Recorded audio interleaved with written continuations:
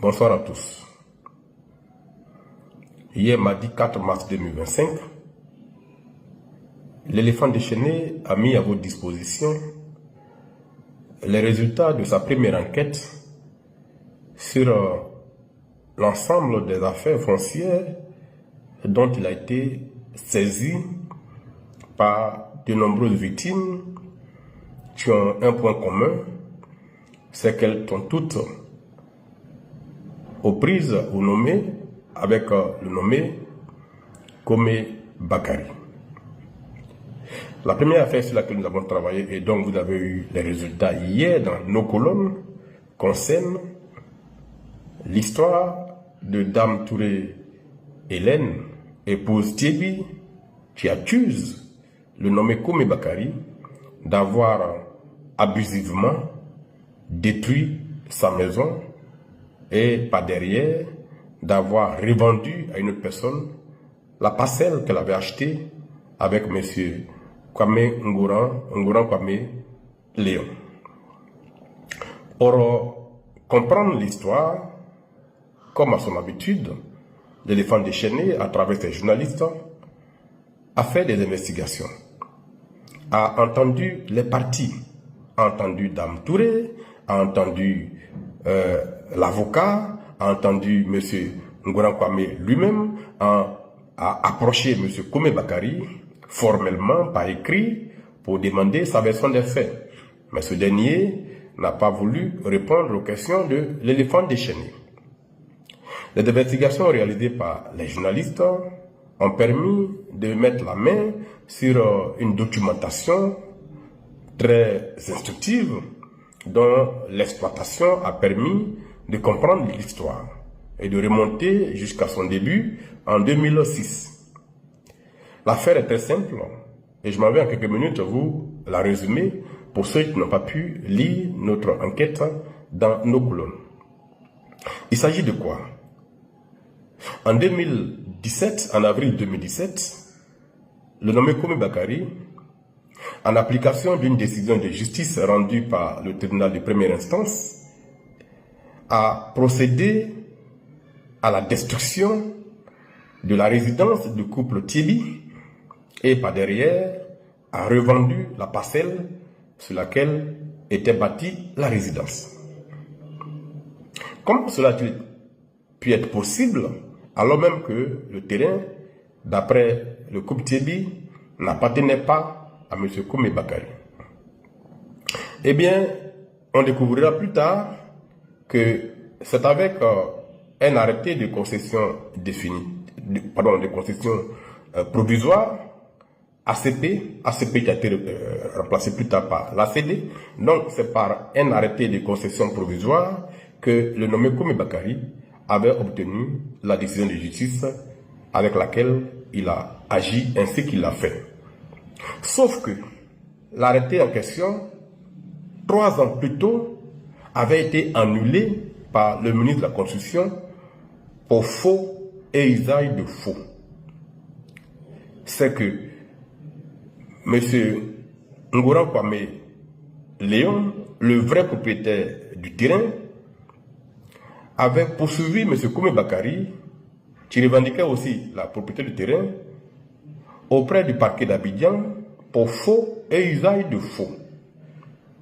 L'enquête diligentée à la suite de cette procédure, à la suite de cette saisine, sur réquisition du procureur de la République, a permis à la gendarmerie, brigade de recherche, de conclure que c'est par des moyens frauduleux que M. Komé Bakari avait obtenu l'arrêté de concession provisoire, ACP.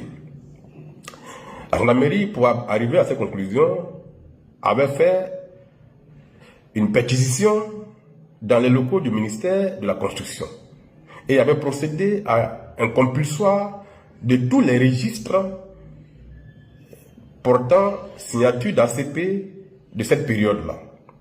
Et cette perquisition avait permis de découvrir que M. Komé Bakari ne figurait dans aucun registre comme bénéficiaire du lot en question d'une quelconque pièce qui lui aurait permis d'avoir l'ACP.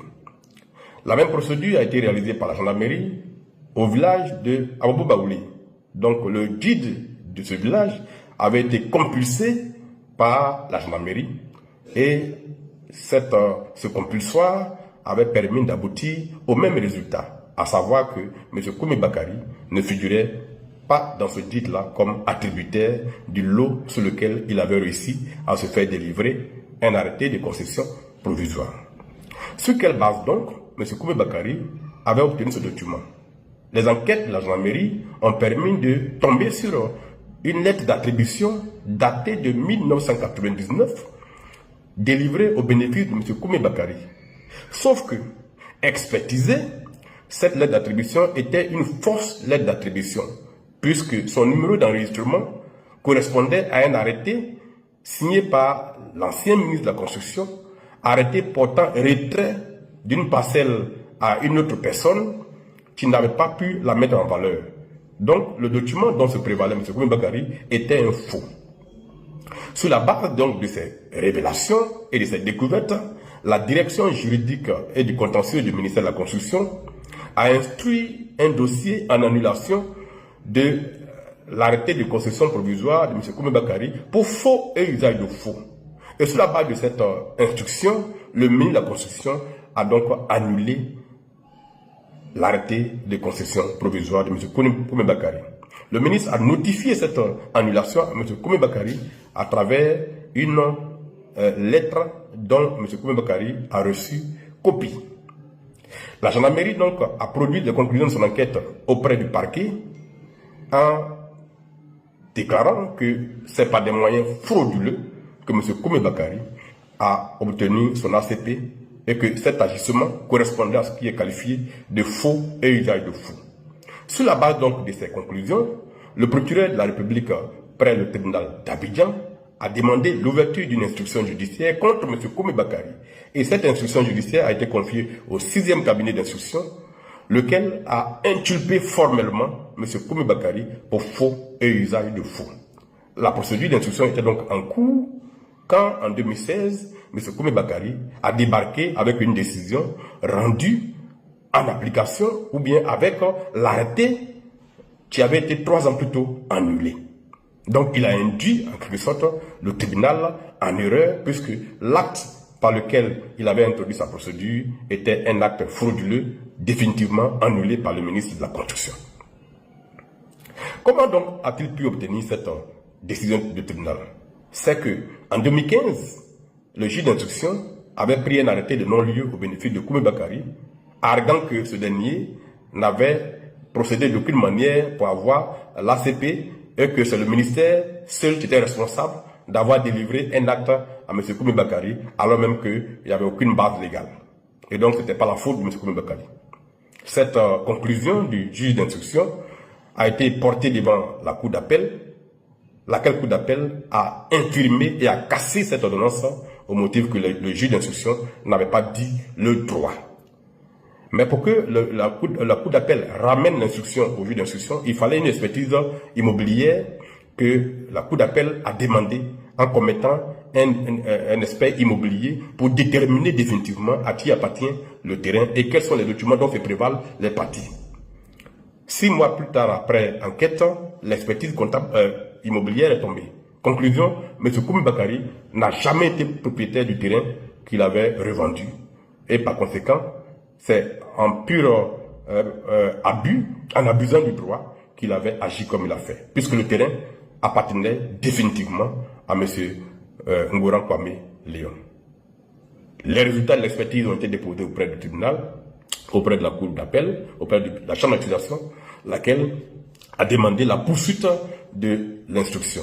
Et donc, M. Koumi Bakari a été de nouveau inculpé pour faux et usage de faux, et la procédure vient de se terminer au niveau du juge d'instruction. L'affaire va passer maintenant en jugement au niveau du tribunal correctionnel. Conclusion donc, c'est avec des moyens frauduleux que M. Koumi Bakari a détruit la maison de Dame Touré Hélène, épouse Tibi. Ces nouveaux éléments qui sont maintenant connus de la justice vont permettre à ce couple de retrouver leurs biens et par conséquent de faire condamner Koubé Bakari d'avoir utilisé le faux pour s'approprier les biens d'autrui, alors que le faux en Côte d'Ivoire et partout au monde ne produit jamais de droit. Voilà la trame de l'histoire. Nous allons suivre le déroulement de la suite des procédures auprès des tribunaux et nous vous rendrons compte, évidemment, des coups de théâtre éventuels qui pourraient se produire. Sinon, nous savons que là où nous en sommes aujourd'hui, monsieur et madame Thiebi sont dans leurs droits et devraient récupérer leurs biens. Merci et à bientôt pour la prochaine enquête.